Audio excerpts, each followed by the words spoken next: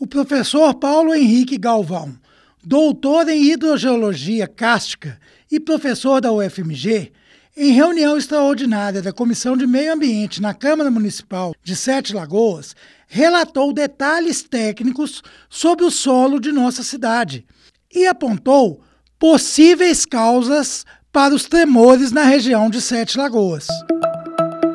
Meu nome é Mário Fontana, sou matemático e astrônomo amador, e você está no canal Nerd aos 50. Seja muito bem-vindo. Este depoimento do professor Paulo Henrique foi retirado da transmissão da reunião extraordinária no Facebook da TV Câmara. Acompanhe o que ele falou. Bom, eu sou o professor Paulo Galvão, sou geólogo, trabalho com água subterrânea há mais de 20 anos e atualmente sou professor da Universidade Federal de Minas Gerais. Já que o assunto, terremotos, sismos e abalos sísmicos, eu, obviamente, vou começar com esse tema e, obviamente, tudo que eu vou falar aqui é apenas um recorte, O assunto é muito mais profundo, Mas é mais para que todos estejam alinhados dentro dessa fundamentação, Então, o que basicamente é terremoto, ou sismo, ou abalo sísmico, Todos são sinônimos, São movimentos da crosta terrestre que fazem a superfície da Terra tremer, ocasionados por duas coisas principais: choques entre placas tectônicas e acomodação de camadas subterrâneas. Então, eu vou falar rapidamente sobre esses dois, para que todo mundo entenda o significado deles, E que entendam as diferenças, Inclusive em magnitudes do tremor, Então, o que basicamente é placa tectônica, ou tectônica de placas, De forma muito simples, a litosfera, a crosta terrestre aqui do planeta, ela é fragmentada em várias placas. É como se fosse um mosaico, um grande quebra-cabeça, que se deslocam, essas placas se deslocam sobre uma camada abaixo que é mais maleável, que é essa daqui, que se chama astenosfera. A explicação, basicamente, é o quê? Diferenças mecânicas. A litosfera, que está aqui em cima, então imagine o planeta Terra como se fosse uma grande laranja, e a litosfera, a crosta terrestre, seria a casca da laranja, Então, essa litosfera, essa casca, é mais fria e rígida, enquanto que a astenosfera é mais quente e mecanicamente mais fluida. Então, por essa diferença aqui, existe uma zona de convecção. Imagine a gente fazendo um famoso miojo numa panela com água fervendo, efervescente ali, e aí você tem essa troca de calores e faz com que as placas se movimentem. Então, veja esse pequeno vídeo aqui, que eu vou tentar ver se eu consigo ligar. Vamos ver se ele funciona. Infelizmente, eu não estou conseguindo fazer com que ele funcione, infelizmente. Mas tudo bem. O que esse vídeo ele tinha como principal ideia?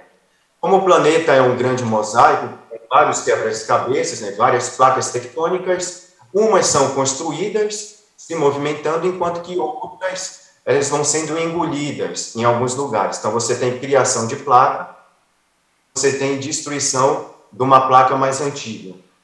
E o resultado disso é o quê? É que o planeta Terra tem essa distribuição geográfica dessas placas tectônicas. Então, vejam essas setinhas aqui, indicando que em alguns lugares duas placas se chocam, enquanto que em outros lugares, no caso aqui no meio do Oceano Atlântico, essas placas se divergem.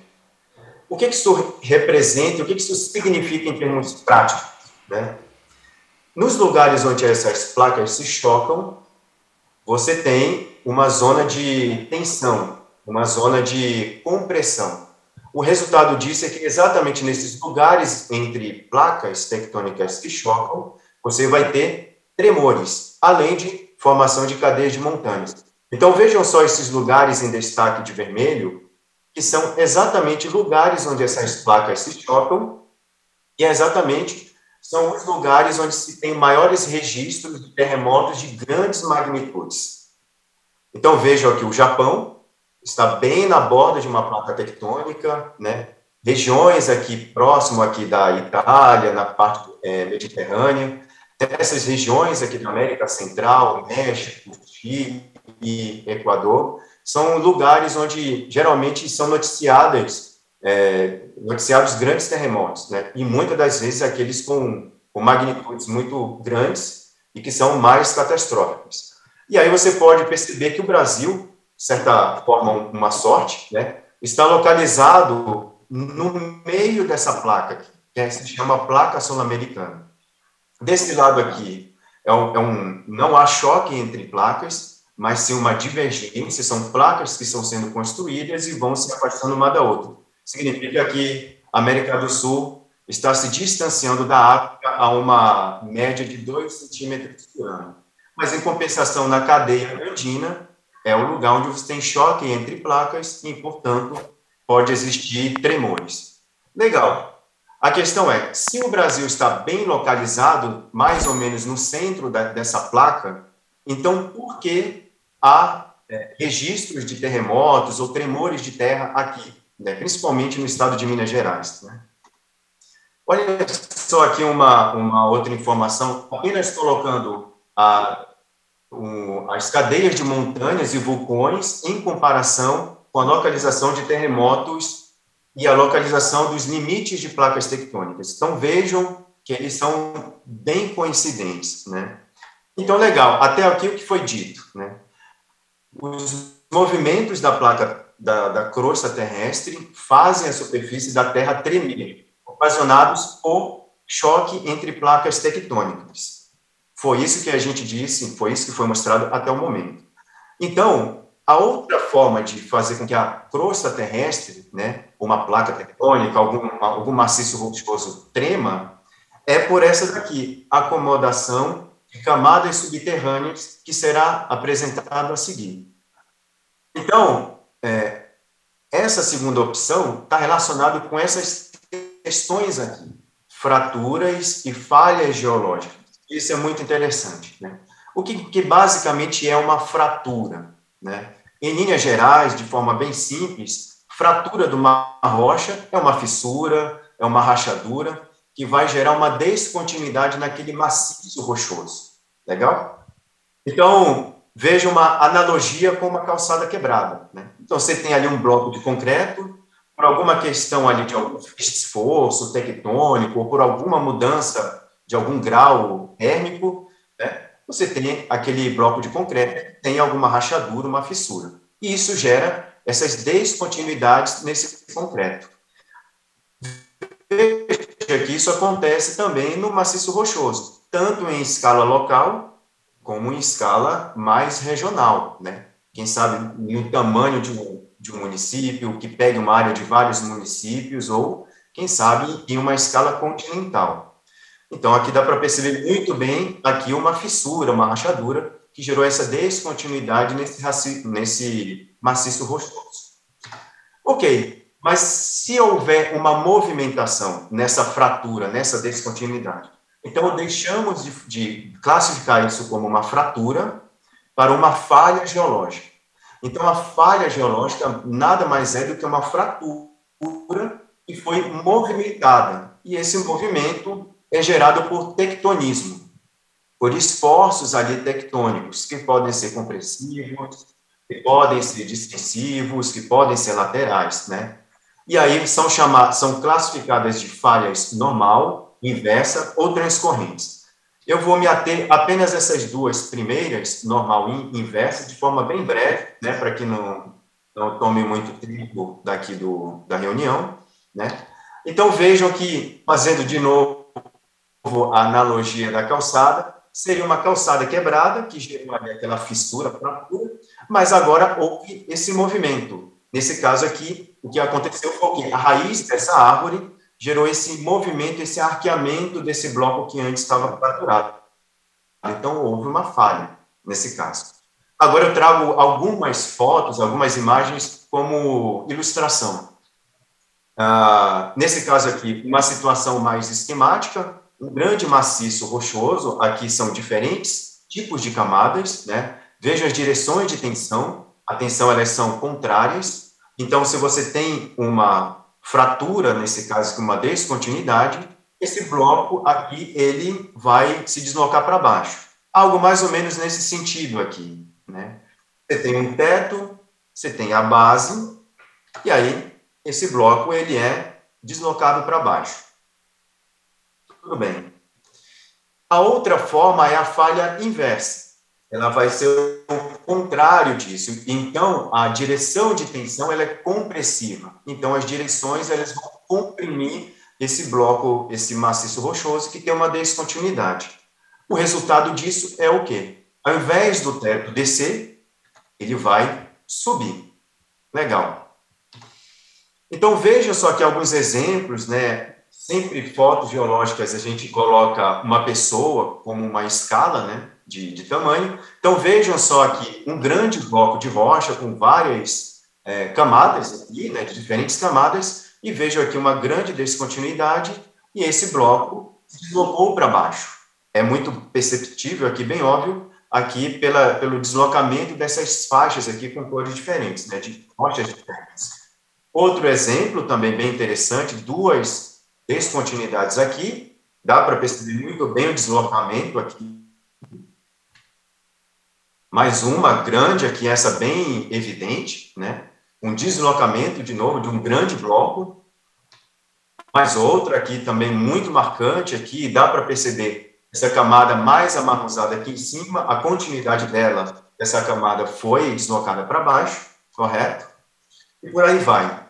Tudo bem. Então, fazendo um resumo até o momento, a questão de tremores são geralmente ocasionados por duas questões: choque entre placas tectônicas, que são de escala mais global, mais continental, certo?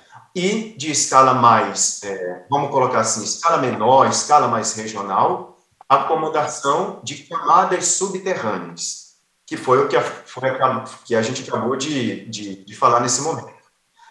Tudo bem, se o Brasil não está localizado perto de limites de placas tectônicas, que foi mostrado aqui para vocês, né? Porém, tem no território diversas falhas geológicas. Então, o Brasil, apesar de estar livre do limite de placas tectônicas, né? Ele não está livre da questão dessas grandes descontinuidades que, nesse caso, podem se movimentar ou não. Se não se movimenta, é uma fratura, se movimenta, é uma falha. E, nesse caso, o Brasil ou qualquer região continental vai estar sujeita a ter esse tipo de fraturas e falhas geológicas. Tudo bem.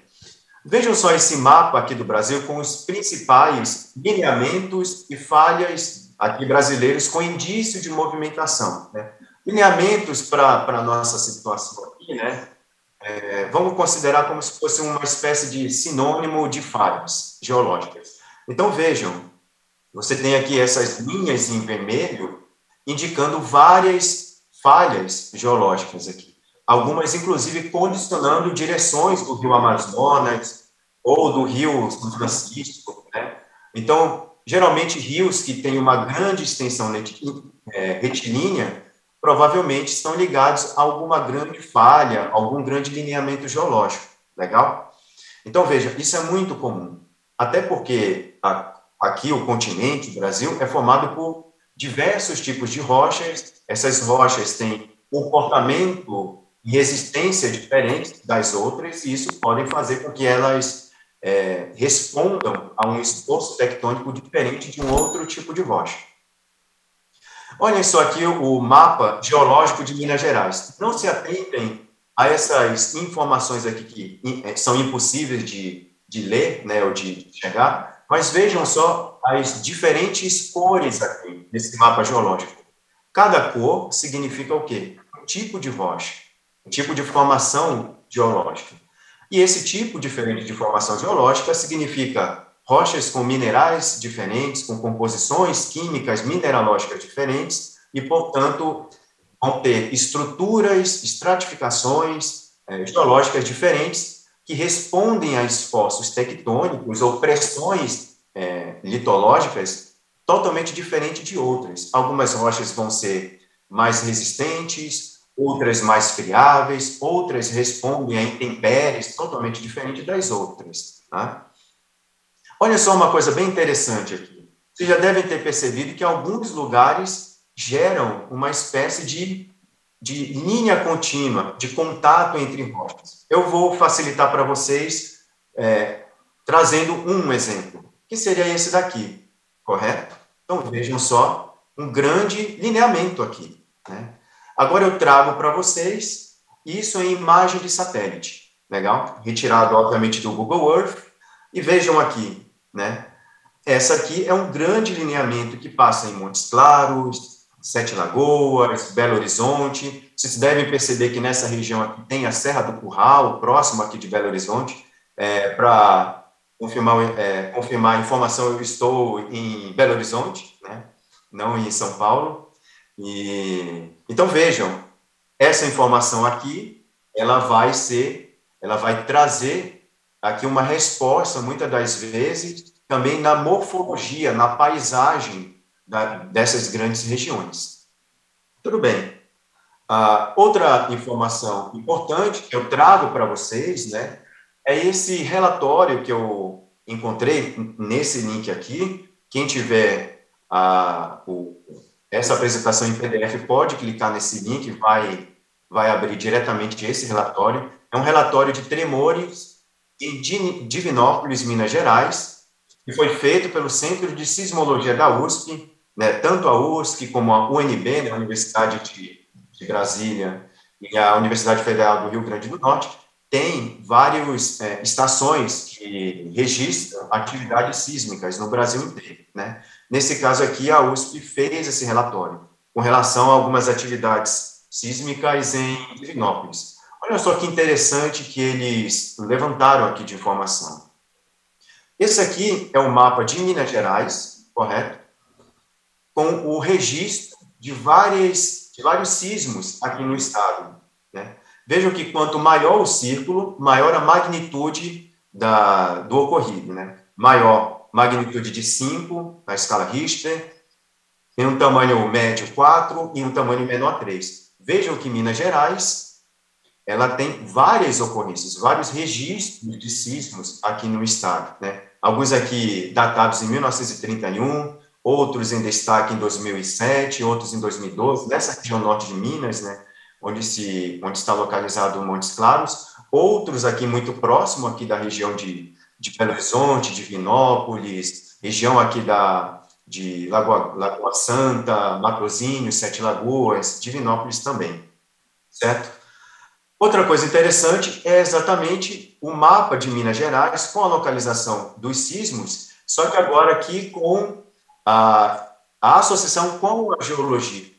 Então, vejam que nessas regiões aqui, mais em rosa, teria uma geologia um pouco mais estável tectonicamente, sem muita movimentação tectônica, mas essas indicações em vermelho, que são mostradas aqui, são indicações de falhas geológicas. Essas falhas geológicas, voltando para o mapa geológico aqui, indicam exatamente esses contatos de rochas com outras, com comportamentos ali mecânicos diferentes. Legal. Eu espero que todo mundo esteja acompanhando bem aqui, não esteja falhando aqui o sinal. Outra coisa interessante desse relatório é que eu destaco aqui alguns trechos relacionados à interpretação e conclusões aqui do relatório com relação a esse estudo de sismos que foram registrados em Divinópolis, né? Isso foi retirado aqui da página 10 do relatório. Eu gostaria de ler, destacando algumas informações aqui, para que todos saibam, né? Tremores de terra naturais não são incomuns e podem ocorrer em qualquer local. Em Divinópolis, o último sismo de que temos registro foi 11 de julho de 1990, com magnitude de 2,8. Se não me engano, até parecido com o último sismo registrado em Sete Lagoas, né, nesse último mês, né? Eu acho que foi 2,7, alguma coisa assim. Depois podem me corrigir, por favor. Também sem nenhum dano relatado, nesse caso aqui de Divinópolis. Ele teve um epicentro registrado a 20 quilômetros a leste da cidade e não há informações de que tenha sido sentido ali naquela região. Magnitudes abaixo de 4 na escala raramente provocam algum dano e não são motivo para preocupação. Pode acontecer, no máximo, alguma rachadura em paredes, calçados, alguma coisa, mas coisas que causem maior preocupação são mais raras. Não há como prever a evolução da atividade sísmica. Essa é uma questão que realmente não dá para prever. Outra coisa que eu destaco do relatório: boa parte dos tremores ocorrem de maneira isolada, com um único tremor principal, seguido, às vezes, por uma série de réplicas menores.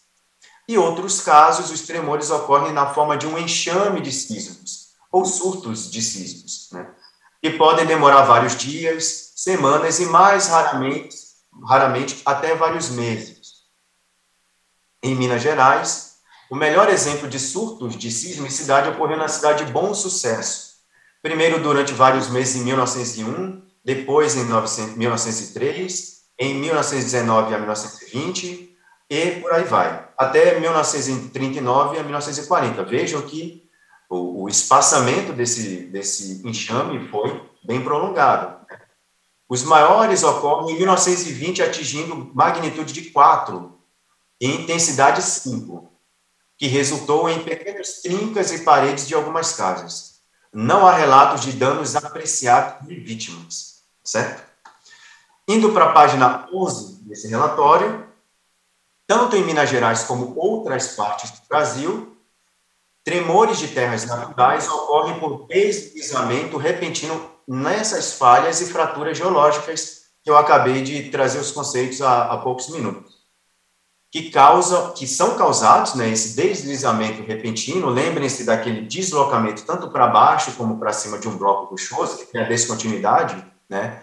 Isso ocorre pelo acúmulo de tensões geológicas, que são pressões internas, que a crosta está submetida. Estas tensões se devem a forças tectônicas que movem a placa sul-americana, que é onde o Brasil está localizado, dentro dessa placa tectônica chamada sul-americana.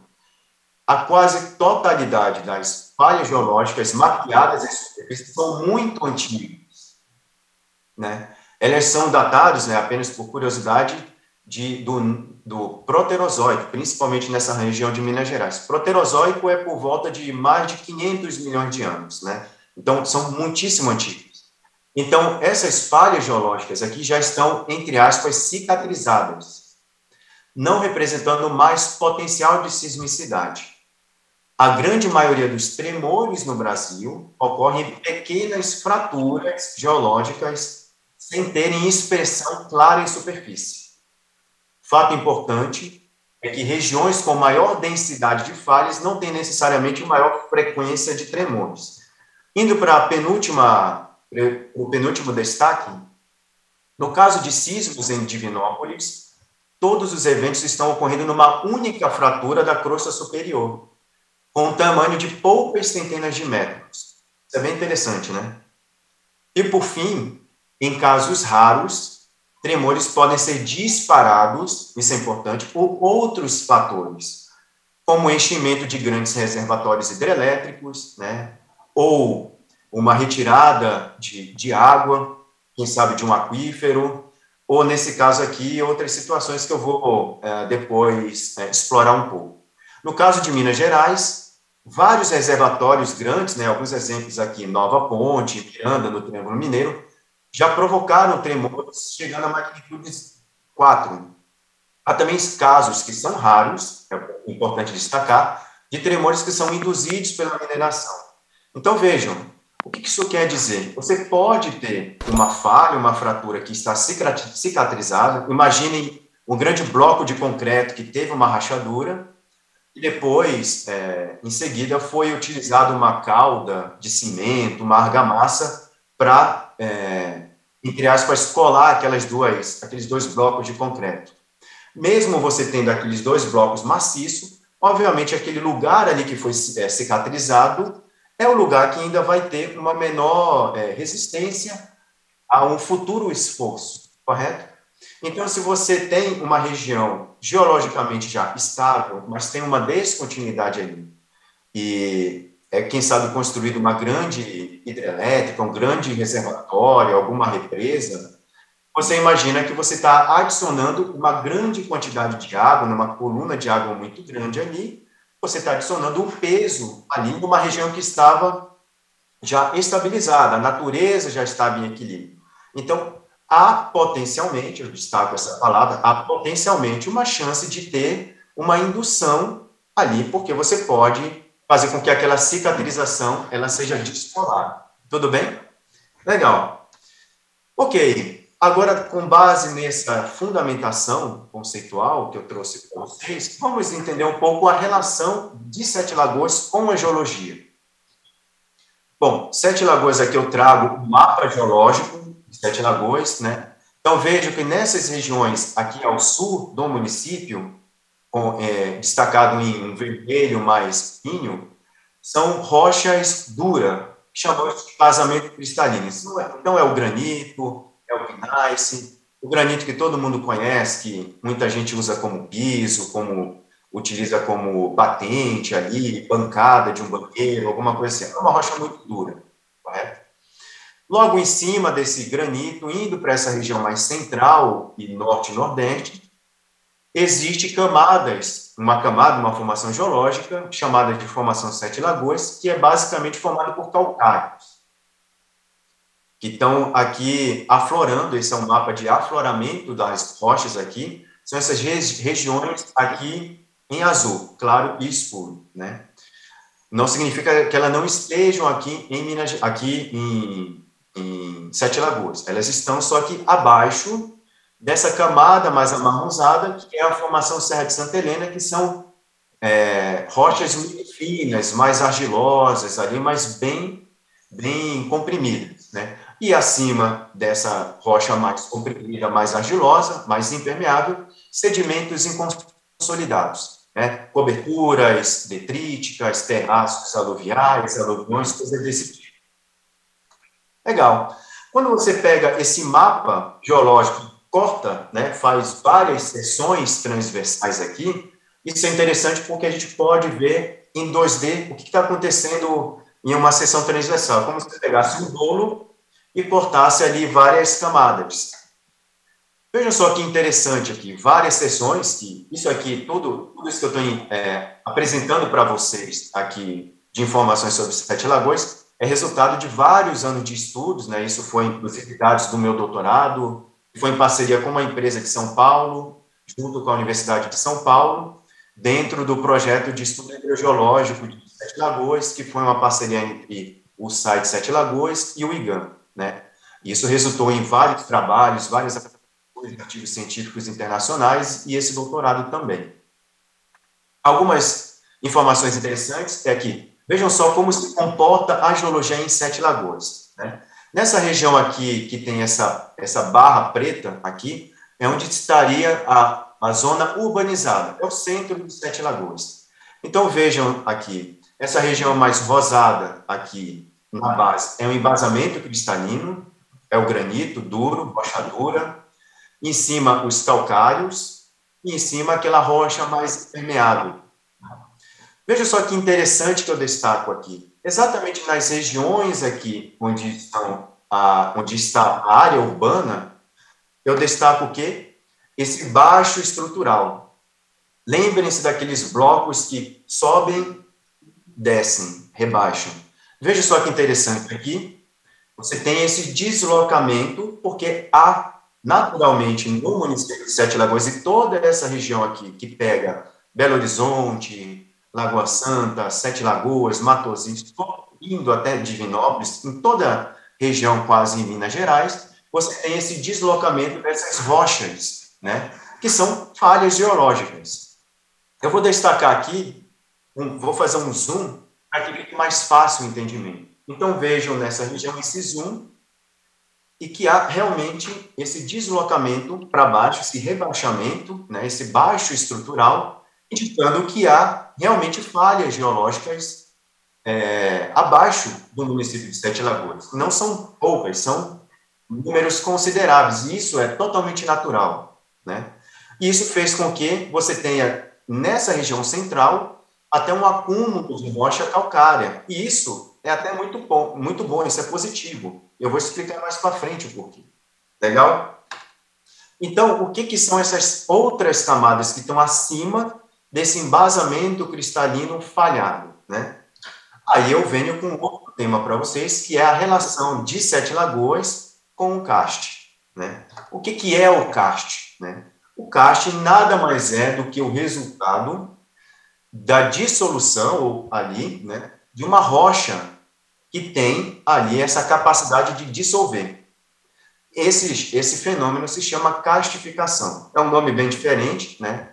Eu trago para vocês aqui como curiosidade. Como é que ocorre essa karstificação, esse fenômeno? É uma alteração química em que a rocha, que tem essa capacidade natural de dissolver, e aí temos calcário, dolomito, arenito, quartzito, todas as rochas aqui que estão aqui naturalmente ocorrendo no estado de Minas Gerais, né? São rochas que, quando há o contato com uma água acidificada, isso também é muito comum de acontecer, né? Essa água, ela circula nessas descontinuidades da rocha, como fraturas, falhas, dobramentos, né? E aí você tem o alargamento, a dissolução dessas descontinuidades. Então, veja essa foto ao lado aqui, ela exemplifica muito bem esse fenômeno. Isso aqui é uma rocha calcária que tinha várias fraturas, né, esses planos de fraturas, todas uma paralela à outra, e com a água ácida infiltrando nessas descontinuidades, nessas fissuras, elas foram alargando nessa direção. Correto. Vejam só como seria o resultado de uma paisagem numa região kárstica. E provavelmente todos que estão aí em Sete Lagoas e em outras regiões próximas vão se identificar, né? Então vejam, numa região dessa, que inclusive ela é muito, além da riqueza dessa morfologia, ela nos resulta em grandes paisagens que são muito bonitas e tal.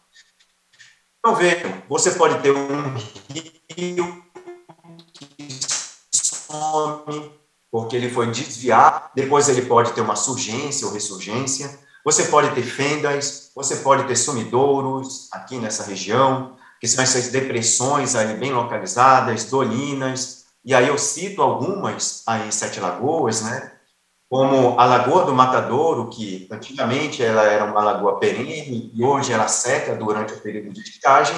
Se alguém já teve a oportunidade de ir na Lagoa do Matadouro, em período que ela está totalmente seca, já deve ter verificado vários desses sumidouros lá. Além disso, é uma região que naturalmente é muito rica em cavernas, né? E aí temos, obviamente, a Gruta do Rei do Mato, que é um ponto turístico muito importante para o município, né? Assim como a Gruta do Maquiné, mais indo lá para a região de Cordisburgo, né? Na terra do Guimarães Rosa. Então, veja, é uma região muito complexa, né? Mas que também proporciona muitas paisagens bonitas, assim como nascentes, com aquela água bem azulada, né? Outra coisa importante é a heterogeneidade, essa grande diferença de comportamento em todas as direções do karst. Então, veja, essa é uma foto minha em 2015, durante esse projeto, né, numa pedreira. Isso aqui é um paredão de calcário. Vejam só como ele é muito bem fissurado. E essas regiões mais escuras são o quê? Água que está circulando através desse maciço rochoso e que, nesse momento aqui desse paredão, começou a aflorar. Legal? Outra foto bem interessante, muito didática, é também nesse mesmo paredão, né, nessa rocha calcária, e essa região aqui é o quê? É uma região que teve a dissolução, que gerou a formação de um conduto kárstico, né, aqui, nessa situação aqui, mais paralela, só que depois, né, ela foi preenchida por um material mais terrígeno. Tá? Tudo bem. Essa aqui é uma figura esquemática de qual é a situação geológica e das águas subterrâneas no município de Sete Lagoas. Esse daqui é um corte transversal nessa direção. Então, vejo a Serra de Santa Helena aqui. A base dela aflora os calcários, então é uma região que filtra a água. que a chuva descarrega essa água na Serra de Santa Helena, ela escoa superficialmente e vai recarregando regiões ali onde tem fendas, sumidouros, dolinas. A região central do município é uma região que está muito bem desenvolvida karsticamente, com muitos condutos ali, com espessuras métricas. E por que isso é muito interessante? Porque esses condutos subterrâneos, essas cavernas subterrâneas, têm um poder muito interessante de acumular e reservar e circular água. E é exatamente um dos principais motivos de Sete Lagoas existir, porque você tem um grande reservatório de água subterrânea, de boa qualidade, né, no começo da fundação do município, e que ali houve a oportunidade de perfuração de vários poços tubulares para a retirada dessa água subterrânea para o abastecimento urbano, industrial, né. Outra direção de corte, nesse caso aqui, indo de sudoeste para nordeste. Então, vejo que nessa direção, essas camadas geológicas mergulham em direção nordeste. Então, é por isso que quem perfura poço, indo para a região mais nordeste do município, né, onde tem a Lagoa Grande, né, onde tem algumas fábricas ali, que está se tornando uma região mais industrial, a tendência de interceptar esses condutos cársticos e, portanto, conseguir retirar água subterrânea vai ser a partir de 100, 150 metros de profundidade. Enquanto que no centro do município, aqui, a tendência é que se encontrem águas ali, essas fendas subterrâneas ali, a partir de 50 metros de profundidade. Tudo bem? Olha só que interessante, para provar realmente. Foram feitas perfilagens óticas, né, foram 30, se eu não me engano, durante esse projeto, que consistiam no quê? O desmonte do poço tubular e a descida de uma câmera que fez registro de imagens de visão frontal, né, de cima para baixo, e depois um giro de 360 graus lateralmente. Então, vejam só aqui uma foto de visão de cima para baixo. Esse é o poço PT14, né? PT significa poço tubular passivo. É que você consegue verificar aqui um grande conduto, né? Aqui, e olha só a profundidade dele, 79 metros de profundidade. Já indo próximo dele, e aqui uma imagem com visão lateral, verificando a continuidade lateral desse conduto. Então, são condutos que têm continuidade laterais, né? Então, é muito comum que um poço, ao lado desse PT14, intercepte o mesmo conduto kárstico, né, com a mesma água ali. Tudo bem, indo já para a parte final da minha fala, né, Sete Lagoas e a relação dela com o lençol freático. Isso é muito interessante. Vejam só, o que significa esse mapa aqui? Esse mapa é um mapa do nível do lençol freático, que pode ser chamado de superfície potenciométrica, né?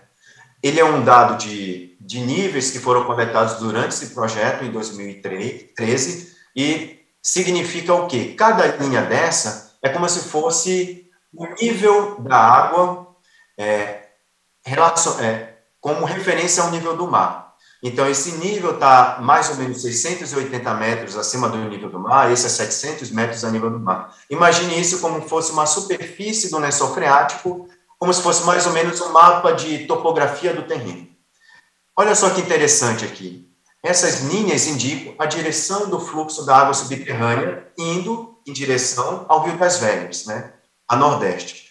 Mas é percebido aqui, todo mundo já deve ter visto, que algumas linhas estão convergindo para o centro urbano do município. Legal? Isso, obviamente, é ocasionado pela grande quantidade de poços que, naturalmente, retiram essa água subterrânea para o abastecimento público do município. Se não existisse o município de Sete Lagoas e consequentemente, não existissem esses poços, provavelmente o fluxo da água seria naturalmente esse. Só que o que acontece, você tem essa anomalia, ou essa distorção, melhor dizendo, desses fluxos que direcionam para o centro do município. Nessa região, podemos chamar isso de uma zona de captura, ou seja, toda essa quantidade de água que está dentro dessa região que foi distorcida, em algum momento do tempo vai ser captada por poços.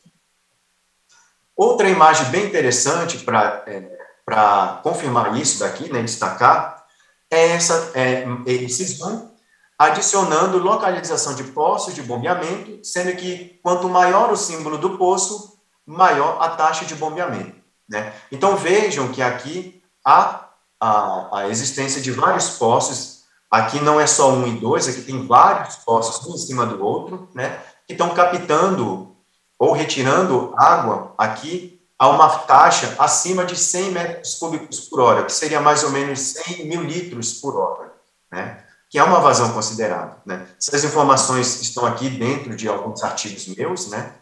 Quem tiver o PDF pode clicar no link e vai direto para o artigo. Legal? Então, vejam, realmente é um lugar onde tem maior quantidade de poços aqui, aglomerados e com vazões consideráveis também. O que isso resulta aqui nisso? Veja só essa tabela com destaque a alguns poços aqui. Vários poços aqui, com um ano de perfuração. Eu destaco o PT-01, que foi o primeiro poço perfurado em Sete Lagoas, em 1942. A vazão dele é em torno de 150 metros cúbicos, isso são dados de 2012, né?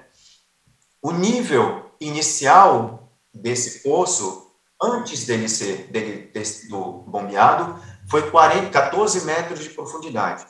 O nível, por volta de 2012, já era 62, resultando num rebaixamento de 1942 a 2012, né, por volta de 70 anos, né, em torno de 48 metros. Vejam só que alguns poços, né, que foram perfurados, inaugurados na década de 70, 80, né, a partir da década de 80, que há um boom de poços no município devido, né, à chegada de empreendimentos e, consequentemente, de maior necessidade de recurso hídrico. Vejam só que o rebaixamento, você pode estar ali entre 10 metros, 20, 30 metros. É um rebaixamento interessante a ser considerado. O que isso significa em termos, né, de rebaixamento do nível da água no município, né? Isso aqui é mais uma outra seção geológica que corta o município, nesse caso, só destacando essa região do município aqui, do sul até o nordeste. Vejo aqui de novo as falhas geológicas aqui, né? Aqui o calcário, essas regiões mais em escuro é a localização, nesse caso inferida, das zonas castificadas, onde acumulam água subterrânea, né? Essa região, esse destaque em azul significa o quê? O que seria a área urbana em 1980, e essa linha embaixo, a expansão da área urbana / industrial em 2020. Isso foi um trabalho feito por uma aluna de mestrado, defendida agora em 2022, né? Então, veja, em 1980, 2020, houve uma expansão natural, né? E a economia vai crescendo, você tem um aumento da população, chegam-se novos empreendimentos, e, portanto, o município cresce. Essa daqui, esses símbolos significam, dentro dessa seção aqui, esse corte transversal, a localização de alguns poços aqui na região. Vejam só, aqui em 1980 eram esses aqui, em 2020 você já teve um crescimento maior. Agora, para finalizar, as linhas aqui que indicam o nível do lençol freático subterrâneo em 1980, vejam em 1980 a linha aqui em azul claro, correto? Enquanto que em 2020, né, aqui, esse nível da água já teve em alguns lugares um rebaixamento até de 40 metros, 50 metros, ali em regiões maiores, né? Outra coisa interessante, né, foi feito também um trabalho de comparação da variação climática. Vejam que em 1980 a quantidade de precipitação era em torno de 1.300 milímetros, enquanto que em 2020 houve apenas uma diminuição de 8,5% da precipitação. O déficit hídrico, ele era antes em torno de 1.170 e foi para 260, um aumento de 35%. Enquanto que o superávit hídrico, houve uma diminuição de 23%. Percebam que isso está relacionado com o balanço hídrico, né? que é a associação de carga de parcelas como precipitação, infiltração da água, evaporação, escoamento subterrâneo, chegando até os rios, né? Então, vejam, houve apenas uma diminuição de 8,5% de precipitação, mas houve um déficit hídrico de um aumento de 35%, e o superávit hídrico seria uma parcela maior de água, né, um excesso de água, houve uma diminuição de 23%. Isso, então, vejam que essas duas parcelas não têm ligação com uma diminuição da chuva que foi bem menor em comparação a isso, que está relacionado, obviamente, com o consumo de água, que é muito natural que aconteça mesmo, né, devido à demanda. Legal? Olha só o que acontece com esse rebaixamento de nível da água, né? Em uma região que foi filmada ali, no PT-01, né, esse poço tubular 01, ele é um pouco emblemático aqui, filmamos esse poço e foi observado que, na profundidade de 42 metros, no conduto mais raso, esse conduto estava seco, né? Então, vejam, isso é uma consequência que acontece quando você tem uma grande retirada de água subterrânea numa região muito heterogênea. Legal? Isso, como consequência, pode fazer com que exista um aceleramento de um processo que é natural em regiões nesse tipo em que Sete Lagoas está, que é a região cárstica, que é o quê? Alguns abatimentos de terrenos, né? Alguns já devem ter, algumas pessoas mais um pouco de idade um pouco mais avançada vão lembrar de um grande acontecimento em 1988, né, que gerou uma cratera ali por volta de 22 metros de diâmetro por 20 metros de profundidade, né? Então, vejam que esse é o mapa aqui, foi um trabalho que eu fiz, né, de zoneamento de regiões mais suscetíveis a ter algum abatimento, alguma coisa mais simples. E vejo que na região central, né, onde se tem o maior recuo do nível freático, é exatamente onde se tem os maiores registros de abatimentos do terreno, né? Então, aqui seriam os níveis alto, considerável, moderado, baixo e negligenciável, né, de ocorrência, né, de suscetibilidade a um abatimento. Não se preocupem com as cores, tá? Essas cores não significam que um município vai afundar na região central. É só apenas um zoneamento de regiões mais suscetíveis, né? E você pode ter um abatimento no terreno, uma subsidência ali, que são coisas que podem gerar alguma pequena fissura ali, acolá numa rua, num asfalto, né? E também numa parede, quem sabe. Foi sugerido algumas recomendações, né, relacionando a diminuir taxas globais de bombeamento, né, e por aí vai. À medida que vai moderando esse nível, essa potencialidade de abatimento, essas recomendações vão sendo mais permissíveis, né. Então, finalizando essa minha fala aqui, eu trago um resumo do que foi dito até o momento, né. Então, sismos, há de se ter rochas com descontinuidades, mais atenção, né, mais compressão, gerando movimento ou esforço. Então, você tem o tremor. No Brasil, apesar do país não estar em limite de placa tectônica, existem várias descontinuidades, fraturas, que muitas das vezes pode estar sob tensão, que geram falhas geológicas. Em Minas Gerais, ela está inserida em um contexto de descontinuidades, sendo comum a existência de sismos. Foi mostrado aqui um mapa com várias ocorrências dessas magnitudes. Em Sete Lagoas, como em outras cidades mineiras, está sobre rochas que estão falhadas. Sobre essas rochas, há calcários que são castificados, com condutos que são preenchidos por água. Com o passar das décadas, esse nível frático vai rebaixando consideravelmente.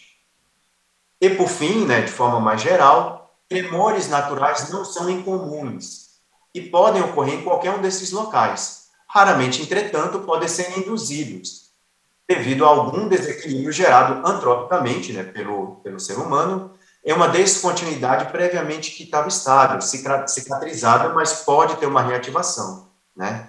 Então, eu finalizo aqui a minha palavra, né, espero que eu não tenha me estendido tanto, né? Agradecendo o espaço, a disponibilidade, né, muito obrigado, pelo tempo de todos aí na Câmara e me coloco à disposição aqui para eventuais perguntas. Obrigado. Deixe o seu like para que este conteúdo chegue a mais pessoas. Também inscreva-se no canal e ative o sininho para não perder nenhum outro vídeo. Este é o canal Nerd aos 50. Aqui você tem informação de qualidade e aprende astronomia de verdade. Um grande abraço e até o nosso próximo vídeo.